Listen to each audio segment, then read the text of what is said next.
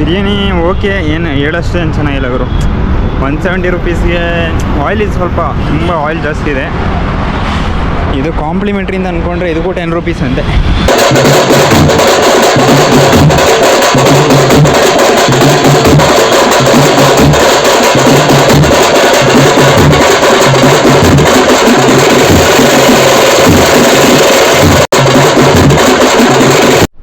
ಎಲ್ಲರಿಗೂ ಮತ್ತೊಂದು ಹೊಸ ವ್ಲಾಗ್ಗೆ ಸ್ವಾಗತ. ಮಧ್ಯಾಹ್ನ 12 ಗಂಟೆ ಟೈಮಲ್ಲಿ ವ್ಲಾಗ್ ಸ್ಟಾರ್ಟ್ ಮಾಡ್ತಾ ಇದ್ದೀನಿ. ಸೊ ಇವತ್ತು ಏನು ವ್ಲಾಗ್ ಇರುತ್ತೆ, ಲೈಫ್ ಸ್ಟೈಲ್ ವ್ಲಾಗ್, ಜಾಸ್ತಿ ಏನಿರಲ್ಲ. ಸ್ಟಾರ್ಟಿಂಗ್ ಹೇಳ್ಬಿಟ್ಟಿದ್ದೀನಿ. ಲೈಫ್ ಸ್ಟೈಲ್ ಅಂದರೆ ಇವಾಗ ಊಟ ಮಾಡಬೇಕು. ಸೊ ಊಟ ಇವತ್ತು ಸ್ವಲ್ಪ ಚೆನ್ನಾಗಿಲ್ಲ. ಅದು ನಾನು ಬೇಕು ಅಂತಲೇ ಅಂದ್ಕೊಂಡಿದ್ದೆ ತುಂಬ ದಿನದಿಂದ. ಯಾವತ್ತು ಇವರೊಂದು ಖರಾಬು ಚೆನ್ನಾಗಿಲ್ದಿರೋ ಊಟ ಮಾಡ್ತಾರೆ ಅಂತ ವೆಯ್ಟ್ ಮಾಡ್ತಿದ್ದೆ. ಕೊನೆಗೆ ಟೈಮ್ ಬಂದೇ ಬಿಡ್ತು.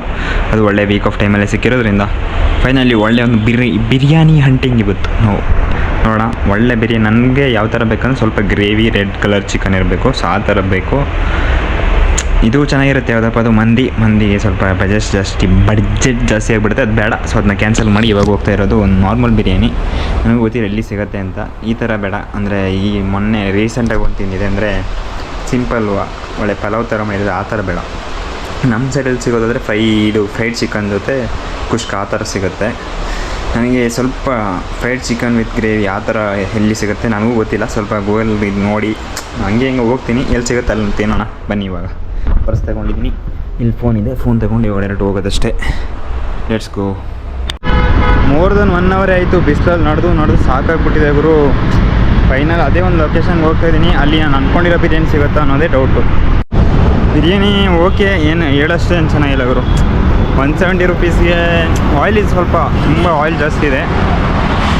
ಇದು ಕಾಂಪ್ಲಿಮೆಂಟ್ರಿಂದ ಅಂದ್ಕೊಂಡ್ರೆ ಇದಕ್ಕೂ 10 ರುಪೀಸ್ ಅಂತೆ. 170ಗೆ ಇದಾದರೂ ಕಾಂಪ್ಲಿಮೆಂಟ್ರಿ ಕೊಡ್ಬೋದಿತ್ತಲ್ಲ, ಅದು ಇಲ್ಲ. ಟೇಸ್ಟ್ ಅಷ್ಟೇನಿಲ್ಲ. ನಾನು ಅವತ್ತು ಇಲ್ಲಿ ರೋಡ್ ಸೈಡಲ್ಲಿ 100 ರುಪೀಸಿಂದ ಅದು ಒಂದು ಆಲ್ಮೋಸ್ಟ್ ಸಿಮಿಲರೇ ಇತ್ತು. ಅಷ್ಟೇನು ಡಿಫ್ರೆನ್ಸ್ ಇಲ್ಲ, ಸ್ವಲ್ಪ ಚೆನ್ನಾಗಿದೆ ಅದಕ್ಕಿಂತ ಅಷ್ಟೇ. ಬನ್ನಿ. ಏನು 170ಗೆ ನನಗೆ ಬರುತ್ತೆ ಅನಿಸ್ಲಿಲ್ಲ ಅಷ್ಟೇ. ದುಡ್ಡಷ್ಟೇ, ಅದೇ ಹೈಜೀನ್ ಇದೆ. ಸೊ ಅದೇ ರೀಸನ್ ಕೊಡಬೇಕು. ಹೈಜೀನು, ಕ್ವಾಲಿಟಿ ಇದೆ ಅಷ್ಟೇ. ಮನಸ್ಸಿನಿಲ್ಲ ನೀನು. ಎಸ್, ಊಟ ಮಾಡಿ ಬಂದಿದ್ದೀನಿ ಇವಾಗ. ಬಿರಿಯಾನಿ ಅಂದು ಅಂದ್ಕೊಂಡಿರೋಂಥದ್ದು ಸಿಗಲಿಲ್ಲ ಗುರು. ಒಂಥರ ಎವ್ವಿ. ನಾನು ಆಗಲೇ ಹೇಳ್ಬಿಟ್ಟಿದ್ದೀನಲ್ವ ನಿಮಗೆ, ಆಯಿಲ್ ಅಂದರೂ ಆಯಿಲ್ ಗುರು. ಯಪ್ಪ, ಬಿರಿಯಾನಿ ಮೇಲೆ ಆಸೆನೇ ಹೋಗ್ಬಿಡ್ತು. 350 ರೂಪಾಯಿ ಹೆಂಗೆ ರಶ್ ಆಯಿತು ಗೊತ್ತಾಗಿಲ್ಲ. ಪರ್ಸಲಿ ಜಸ್ಟ್ ಇವಾಗ 70 ರುಪೀಸ್ ಇದೆ. ಆ ಬಿರಿಯಾನಿಗೆ 170 ಲಿಟ್ರಲಿ ನಾಟ್ ಬರ್ತಂತಲೇ ಹೇಳ್ಬೋದು. 170 ಅಂದು ಬೇಕಿರಲಿಲ್ಲಪ್ಪ. ಅಂದರೆ ಒಳಗಡೆ ಎಲ್ಲ ಸ್ವಲ್ಪ ನೀಟ್ನೆಸ್ ಅಂತೂ ಖಂಡಿತವಾಗ್ಲೂ ಇದೆ. ಆ ರೀಸನಿಂದ ಪ್ರೈಸ್ ಕೊಡ್ಬೋದು ಅಷ್ಟೇ. Taste wise okay. ಸ್ವಲ್ಪ ಆಯಿಲು ಎಷ್ಟು ಸಲ ರಿಪೀಟ್ ಮಾಡಿದೆ ನನಗೆ ಗೊತ್ತಿಲ್ಲ ಬಿಡಿ. ಮತ್ತು ಅಲ್ಲಿ ನೋಡಿ, ಬಟ್ಟೆ ಒಗೆಯೋದಕ್ಕೆ ತಂದಿರೋದು ವೀಲು, ಸ್ನಾನ ಮಾಡೋಕ್ಕೊಂದು ಡೆಟಾಲ್ ಸೋಪು, ಅದರಲ್ಲಿ ಬಾಕಿ ಇರೋ 1 ರೂಪಾಯಲ್ಲಿ ಒಂದು ಮಿಠಾಯಿ, ಎಲ್ಲ ಫುಲ್ ಕೊಟ್ಬಿಡ್ತೀನಿ. ಡೆಟಾಲ್ಸ್ ಮ್ಯಾಂಗೋ ಬೈಟ್ ತಿಂದಿರೋದು. ಇವಾಗ ಬಟ್ಟೆ ಒಗೆಯೋಕೆ ಹಾಕಬೇಕು. ಟೈಮ್ ಎಷ್ಟು? 3 ಗಂಟೆ ಆಗಲಿಲ್ಲ. ಆಲ್ಮೋಸ್ಟ್ 3 ಗಂಟೆ ಇವಾಗ ಆಗುತ್ತೆ. 3 ಗಂಟೆ ಆಗೋಷ್ಟರಲ್ಲಿ ಇನ್ನೇನಿದೆ. ಮೇ ಬಿ ನೀರು ಕುಡಿಯೋಕ್ಕೆ ಇರ್ತಿದೆ. ನೀರು ಕುಡಿದು ಮತ್ತೆ ಮಾತಾಡ್ತೀನಿ ಬನ್ನಿ. ಇವತ್ತು ಎಲ್ಲಿಗೆ ಬಂದಿದ್ದೀನಿ? ಟರ್ಫ್ ನೋಡಿ, ಕ್ರಿಕೆಟ್ ಆಡೋರು ಸತ ಎಲ್ಲ ಎಲ್ಲಿ ಇವತ್ತು ಖಾಲಿ ಮಾಡಿಟ್ಟಿದ್ದಾರೆ. ಯಾರು ಬರ್ತಾರೋ ಗೊತ್ತಿಲ್ಲ. 8 ಗಂಟೆಗೆ ಬೇಕಾದ್ರೆ ಬರ್ಬೋದು. ಇವಾಗ ಲೇಟ್ ಹಾಕಿದ್ದಾರೆ. ಯಾರು ಬರ್ತಾರೆ ನನಗೂ ಗೊತ್ತಿಲ್ಲ. ನೋಡೋಣ.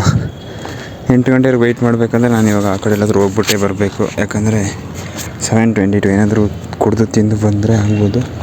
ಏನಿದು ಫ್ರೀ ಅಂತೇನು ಹಾಕವ್ರೆ ಅಲ್ಲಿ. ಫೋಕಸ್ ಕಾಣಿಸ್ತಿದೆಯಾ ಏನಂತ ನನಗೂ ಗೊತ್ತಿಲ್ಲ. ಬನ್ನಿ ಇವಾಗ ಏನಾದರೂ ತಿನ್ನೋದು ಏನೋ ಒಂದು ಮಾಡಬೇಕು. ನನಗೂ ಗೊತ್ತಿಲ್ಲ ಫುಟ್ಬಾಲ್ ಆಡೋದು ಬರ್ಬೋದಾ ಅಂತ.